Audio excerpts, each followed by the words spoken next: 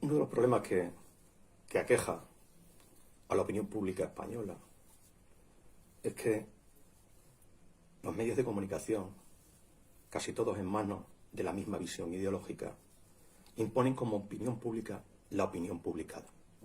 Y si a eso le añadimos esa hemiplegia moral que ya denunciaba don José Ortega y Gasset, que llega a producir el hecho de ser de izquierda o de derecha, y aquello que decía José Antonio Primo de Rivera, de que el ser de derechas o el ser de izquierda, al final supone que el hombre, la persona, expulsa del alma la mitad de lo que toda persona necesitamos sentir.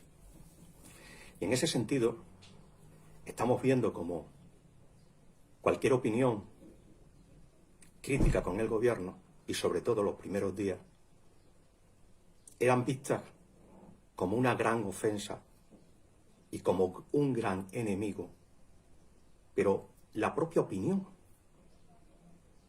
por partes de quienes no analizaban los hechos, de quienes no se paraban a pensar y siguen sin pararse a pensar en los hechos y analizarlos.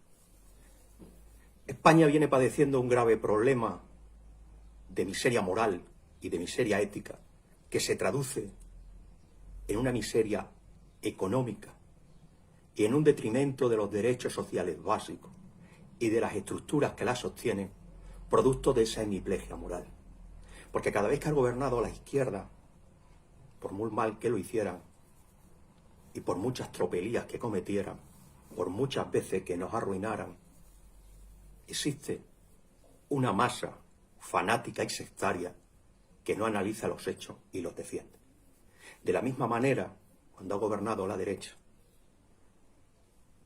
y haciendo buena gestión económica, pero se han producido los mismos hechos que relataba, que el principio que antes relataba, que era la pérdida de la estructura económica, del basamento jurídico que sostenía los derechos sociales,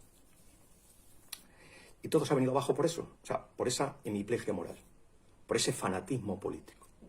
Hayan gobernado derechas o hayan gobernado izquierdas, en España hemos perdido aquel código de derecho laboral que jamás volveremos a tener y por el cual era imposible, casi imposible, despedir a una persona.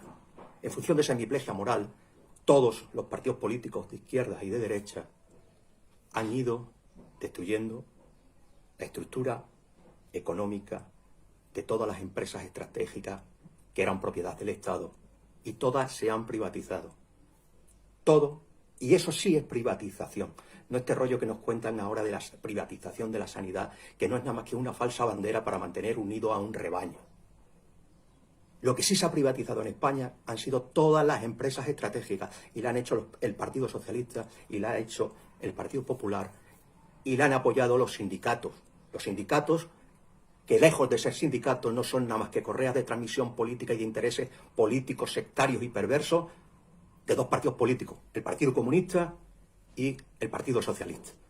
Ahora, correas de transmisión donde están colocados todos aquellos militantes, tanto del Partido Socialista como de Podemos, como del Partido Comunista, que son los liberados sindicales.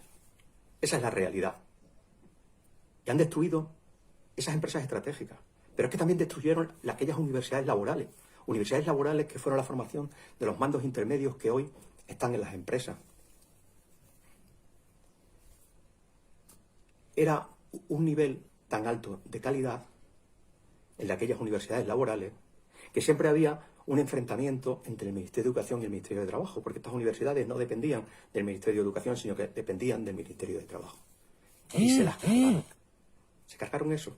Pero que se han cargado las cajas, que era la estructura de financiación de una banca pública. Eso que ahora Podemos quiere descubrir. Aquí tuvimos una banca pública que existió durante más de un siglo. Y estos niñatos que jamás han agachado la cerviz para trabajar, han liquidado todo ese patrimonio y ya no existen esas cajas de ahorros. En fin, volviendo desde ese pasado al presente que nos ocupa, nos vuelve a pasar lo mismo. nos vuelve a pasar lo mismo. La gente, cuando nosotros hablábamos al principio y criticábamos al gobierno, se nos echaba sobre nosotros. Cuando decíamos y nos acusaban de que quién éramos nosotros, quién eres tú para opinar si tú no eres científico. Es que muchas veces no es cuestión de científicos. Los científicos están efectivamente para aportar la parte científica. Pero es que los políticos son los que pervierten toda la ciencia. Y yo no sé si es que la política ha pervertido a la ciencia o la ciencia se ha dejado pervertir por la política, algunos científicos, producto del sueldo que les tengan asignado. Pero era una realidad, porque en otros países se aplicaba, que los test masivos eran necesarios y que el rastreo era necesario.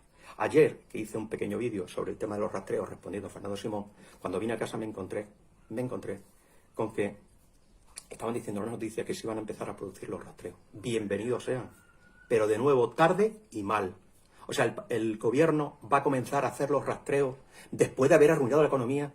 Oiga, váyanse a su casa. ¿Qué han estado haciendo durante 62 días? Esos rastreos quizás no podrían hacerse en las comunidades donde había un exceso de contagio.